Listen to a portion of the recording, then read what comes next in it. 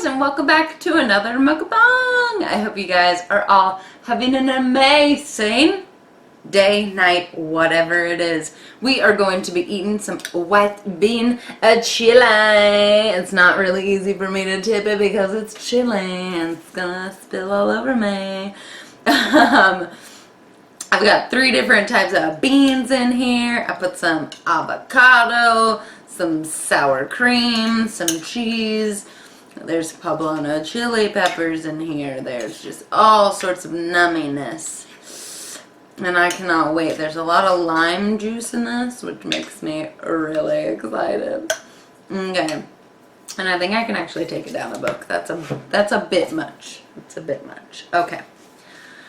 Let's try this delicious looking soup. Look at that cheesiness dripping off.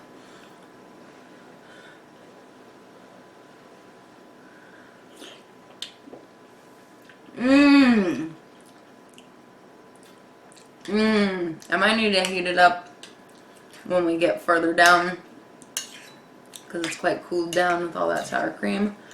But I'm stirring it and I'm still seeing lots of steam, so. We got some cornbread.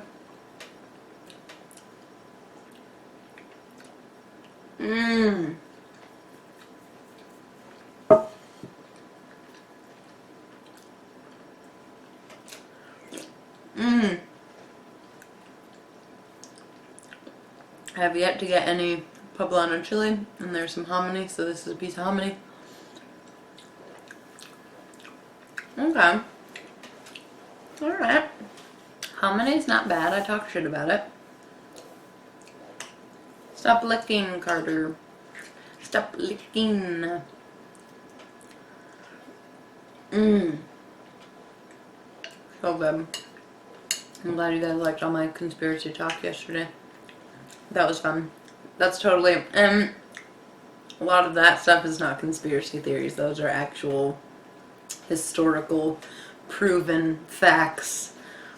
So that's more up my alley. Like, I love conspiracy theories, but I like more just ancient history.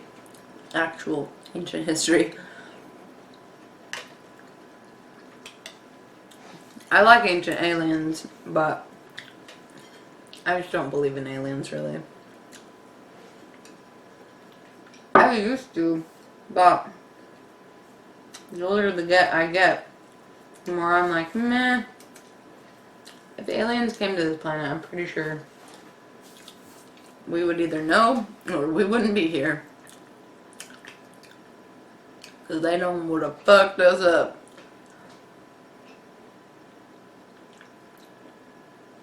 Excuse my language. I'm trying not to cuss as much. Okay. What we're going to talk about tonight is TV show conspiracies.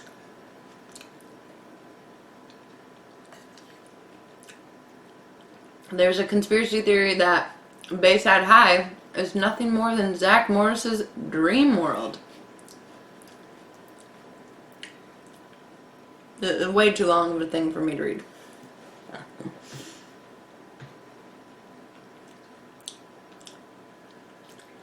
According to fans who subscribe to this theory, Saved by the Bell's theme song perfectly illustrates Zach's fantasy world. The lyrics describe his humdrum life. By the time I grab my book and give myself a look, I'm at the corner just in time to see the bus fly by, suggesting he'll be okay once he's saved by the bell, or when he enters his fantasy world. Oh my God, this next one is horrifying. Before I read it, I'm gonna go grab my water. Okay, sorry about that. I needed some liquids. Okay. That's so yummy. The Count from Sesame Street feeds on children. I don't like that. Apparently, Sesame Street's adult residents are in on the Count's dastardly scheme too, because in the decades he's been on the show, they've never made an effort to stop him. That's horrible. I don't like that one. The Count used to be my favorite.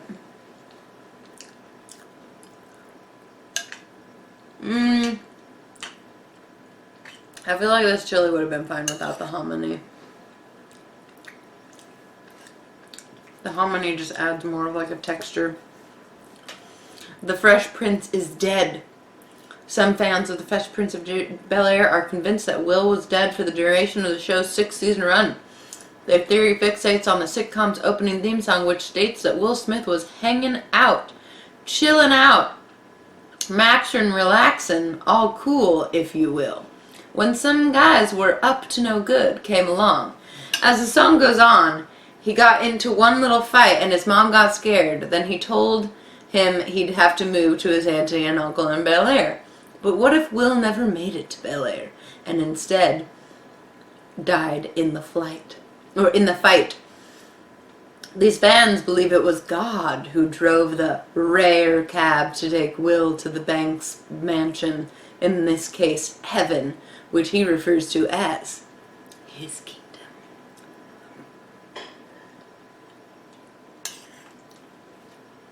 This one is the Office one, which I never watch that show.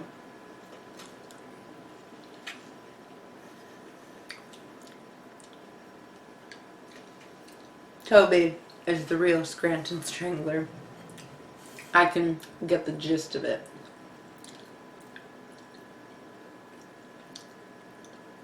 The U.S. government canceled Firefly. I fucking believe it! I fucking loved that show. Now talk about a show where I watched all of it. Like, I loved Firefly. I think it came back too, no?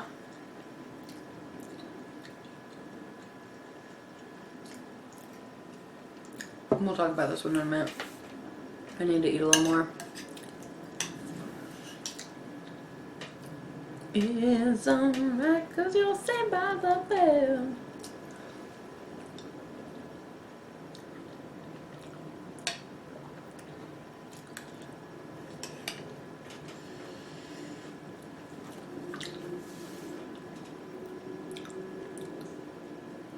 Although it had a loyal fan base and was generally well received by critics, Joss Whedon's sci-fi drama Firefly was canceled in 2012 after airing just 11 episodes. While Fox claims that the decision to cancel Firefly was based purely on low ratings, conspiracy theorists are convinced that the U.S. government had something to do with the demise of the space opera. The show focuses on a group of independent outlaws who fight for civil rights under the oppressive and immoral Union of Allied Planets. According to the fans who subscribe to this theory, the powers that be weren't pleased with the anti-government sentiment expressed by the show. What's more, they point out, while the show was airing, the Bush administration was trying to build the case for the Iraq War. It was no coincidence that it was cancelled just 3 months before the invasion of the Middle East. I don't believe that one for a second. This next one's pretty funny too. Let's get a couple more bites. Yeah, I don't like the texture that the hominy is. I'm glad I added it to try it, but I don't like it. I don't like it. And I'm starting to get full. No thanks to this frickin' hominy. Because it just takes up so much spice in my soup. That's so good. Gilligan's Island is hell. When I was a kid, they were doing reruns of Gilligan's Island. And I watched a bunch of them.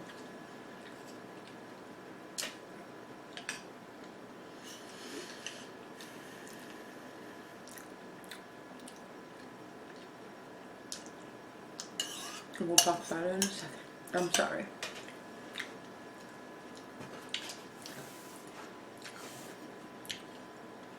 Gilligan's Island is hell. Some theorists believe that the settings of Gilligan Island is not an island, but rather hell, and that its sinful inhabitants all perished in the crash of the SS Minnow. According to this theory, each character on Gilligan's Island represents one of the 7 deadly sins. The millionaire, Mr. Howell, represents greed, while his work-adverse wife represents sloth. Sexy movie star Ginger stands for lust, while innocent farm girl Mary Ann envies Ginger's beauty and lifestyle. The smart professor is prideful because he can't admit that he is unable to fix a ship or get them off the island. Skipper, meanwhile, symbolizes 2 deadly sins, gluttony and wrath, because he's always taking something out on poor Gilligan. Not that you should feel bad for the titular dimwit. These fans believe that Gilligan represents Satan. He's constantly screwing up the group's plans for rescue, and what's more, he's always wearing red. He's always wearing red because they have one outfit. Come on now. Oh, I'm so full. The Flintstones takes place in a post-apocalyptic future. Then why are there dinosaurs?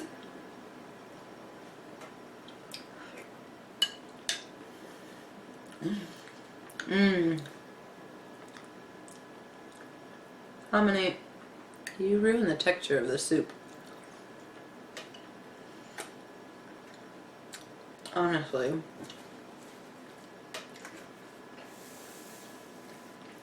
This fan theory posits that the world inhabited by the Jetsons and the Flintstones exists concurrently. Worlds. The Flintstone civilization was bombed back to Stone Age during a nuclear war, and its inhabitants were forced to start over. That's why the Flintstones use the materials and animals at their disposal to mimic modern technology, like when they use the bird's beak to play records. Why would cavemen from prehistoric past need garbage disposals and record players, if not to replicate how society once was? The Jetsons, for their part, live in Orbit City, a metropolis built entirely above the clouds. Ever wonder what's below Orbit City? I did. Many people believe that the civilizations depicted on the Flintstones is happening down on Earth. In addition, some fans suspect that the only thing dividing the Jetsons and the Flintstones families is income. The Jetsons can afford to live in the fancy new society above the clouds, while working-class Flintstones are forced to make do in the ruins of Earth. When you consider the time period during which both shows were created, this premise doesn't seem all that far-fetched. After all, both shows were developed at the height of the Cold War, during a time when Americans constantly feared a nuclear attack by communist Russia. Interesting. The next 2 are really interesting as well. We'll get there in a minute. I like doing this. This is fun. I like reading. I like reading aloud. So if you guys don't mind, I'll continue to do it. It makes me unique. It sets me apart from all the other mukbangs out there. Here's the thing. And I've talked about this before, but I probably said it with more attitude. When I first started doing this, there were not that many people who were doing mukbangs. And then, not to say like, oh, and this is Trisha's thing, I started doing it, that everyone started doing it. No. It just became a thing. Sadly, I was at the, I came on when everyone else started hearing about it too. So, it's fine. I don't do it for views. I do it for friends, honestly. I was telling my boyfriend that tonight. He was like, if you don't get that many views, why do you keep doing it? I'm like, I'm not doing it for views. I'm doing it because I enjoy the conversations back and forth. And I wouldn't get that had it not been for YouTube.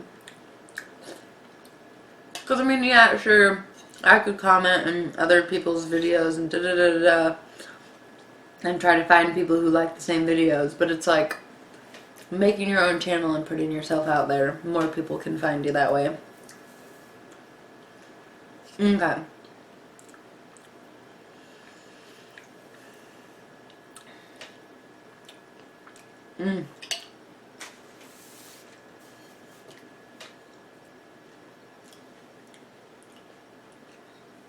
The corn.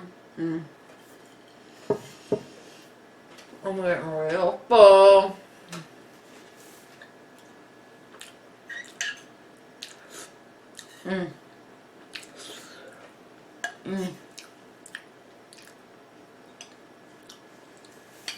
It could be a tad bit spicier.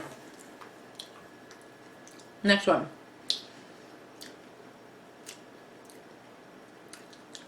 It's believed that Jessica Fletcher on Murder, She Wrote is not just an author who writes mysteries, but is actually a serial killer who disguises herself as a novelist and amateur detective.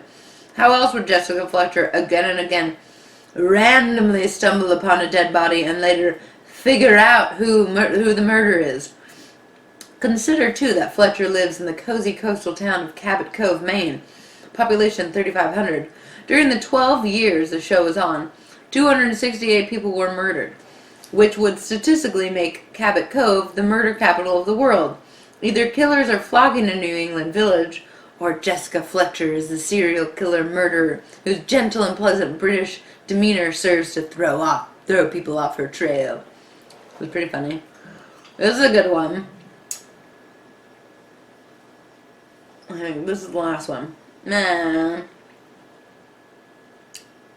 Breaking Bad is the prequel to Walking Dead. Is Heisenberg's blue crystal meth responsible for the Walking Dead zombie apocalypse? At the end of the Breaking Bad, Walter White, Bryan Cranston, blue meth is becoming more and more popular across the country and eventually making its way around the world. Some fans think that users died only to rise again in zombie form. Those who subscribe to this theory point to the handful of Breaking Bad references on The Walking Dead. In Season 1, Glenn, Stephen Yeun, drives a red Dodge Challenger, which looks very familiar to Walter White's car. And when Walter White goes to return his Dodge on Breaking Bad, he takes it back to the dealership's general manager, whose name is also Glenn. Dun dun dun! In Season 2, Daryl Dixon, Norman Reedus, is trying to break down T-Dog's, Irony Singleton's, injury-induced fever, so he pulls out his brother Merrill's stash of drugs to see if anything is in the plastic bag will do the trick. Pictured clearly at the bottom of the bag, blue crystal meth. Even more suspicious, before the zombie apocalypse, Merrill Dixon, Michael Rooker, used to be a drug dealer. His supplier was described as a janky little white guy who threatened Merrill with a gun and said, "I'm gonna kill you, bitch." Sounds like Jesse Pinkman, Aaron Paul to me. Interessante. And you want to know something else interessante? My boyfriend went to high school with Aaron Paul. He said that Aaron Paul was constantly going around going, "I'm gonna be famous. I'm gonna move to LA and be famous." He did. He didn't say it like cocky. He said it like factual, like, "I'm going to move to LA and I'm going to be famous one day." That's how The Secret works, my friend. That's how you do it. You have to say it so much and believe it so much that it just happens. How can something not happen if you think and say it and believe it enough? I am so stuffed, it's not even funny. I literally wish that I had an endless stomach to finish this because it is so yummy. But I can't do it. There's like barely any left too. Ugh. I just can't. I don't want to stuff myself. I don't like that. I don't like it. Okay. If you guys enjoyed tonight's mukbang, please smash that thumbs up button. And you guys, if somebody puts the thumbs down button, it's okay. YouTube just sees it as activity. So it's like, okay. It does also tell me that I am doing something a little wrong or whatever. But it also, like I said, it doesn't matter. Thumbs up, thumbs down. All the YouTube sees that as activity. So, comment. That's the thing that could help the best. Comment the most. Thumbs up this video. Subscribe if you have not already and you'd like to see more videos. I make new videos every single day. And I will see you guys tomorrow. I'm going to make a Chipotle-esque quesarito. Mwah. So excited. I'll see you guys tomorrow. Have a great night or day or whatever. Love you. Bye.